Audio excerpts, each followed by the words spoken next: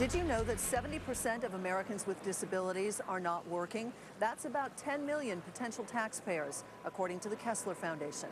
Kessler is a national organization helping people with disabilities, among many other things that they do. That foundation is part of a public-private collaborative effort with Fortune 500 companies, state and government offices as well.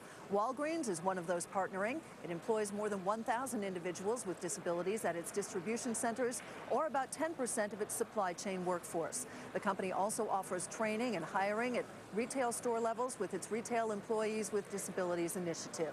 Rodger DeRose is CEO of Kessler. He joins us here at Post 9 on the floor of the New York Stock Exchange, and Gregory Wasson is the CEO of Walgreens. Gentlemen, welcome to both of you. Thank you, sir. Mr. DeRose, I'm going to start with you, if I could, please. Kessler has been on the forefront of helping people with disabilities for some time. Give me the state of the job market right now for people with disabilities. There are laws in place, but as you pointed out in a recently penned article, just because a law is in place affecting people with disabilities doesn't mean that opportunity necessarily follows that. That's right, Sue. You know, it's a major issue here in our country because there's 56 million Americans that have some type of disability, and only 20% of the working age population of that 56 million are working today. So it's a huge issue that we face as a country in terms of benefits. And what we've been focused on at Kessler Foundation is how can we demonstrate to American corporations that hiring people with disabilities adds to their bottom line, potentially adds to their market share, and does something great that helps an individual feel like they're contributing to society again. Mr. Wasson, you're part of this program. How has it worked for you? You've been actively recruiting people with disabilities to work in both your distribution center and your retail center. Tell me about it. Well, Sue, as Rodger said, it's been certainly a big initiative of ours. When you think about people with disabilities are a vastly underutilized workforce, you know, with 250,000 employees across the country and nearly 8,000 locations in communities. You know, we need to find talented pools everywhere. People with disability, they want to work. They are absolutely can become qualified to work in a variety of positions in our supply chain, distribution centers and retail stores.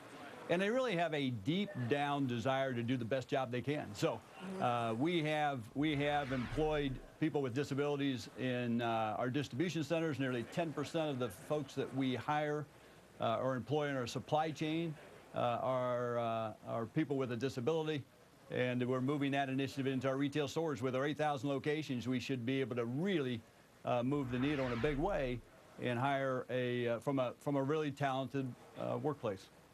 Rodger, how do you deal with CEOs who may look at what you're doing and say, my gosh, that is what we should be doing. It is for the greater good, but I'm worried that the cost of refitting the workforce the workplace is going to be too high.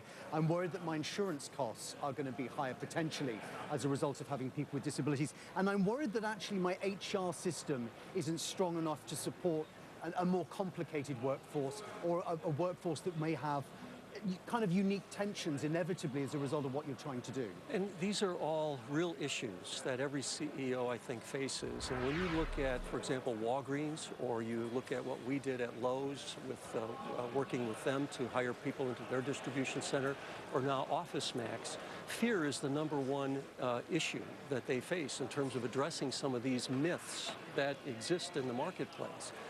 But if you look at... So is it a myth that your healthcare costs will be higher? No, I mean, that is a myth, as well as the cost of accommodations is a myth. These are unfounded, and when you actually hire people with disabilities, you can actually see their productivity, you can see that they have less turnover, you can see that they have great loyalty to the organization, and importantly, they can do the job. Has that been your experience, Mr. Wasson, in terms of the performance of people with disabilities? I understand in general that they tend to be even more loyal to the organization than others, perhaps. Absolutely, Sue. Rodger's spot on. You know, we started employing people with disabilities in our first distribution center back in Anderson, South Carolina, about 7 or 8 years ago. So we've got plenty of published studies that absolutely show that we have 20% fewer accidents in our distribution centers. We have 70% lower workers' compensation costs, lower absenteeism, and nearly twice the retention of these employees. People with disabilities want to do a good job. They're thrilled to be employed.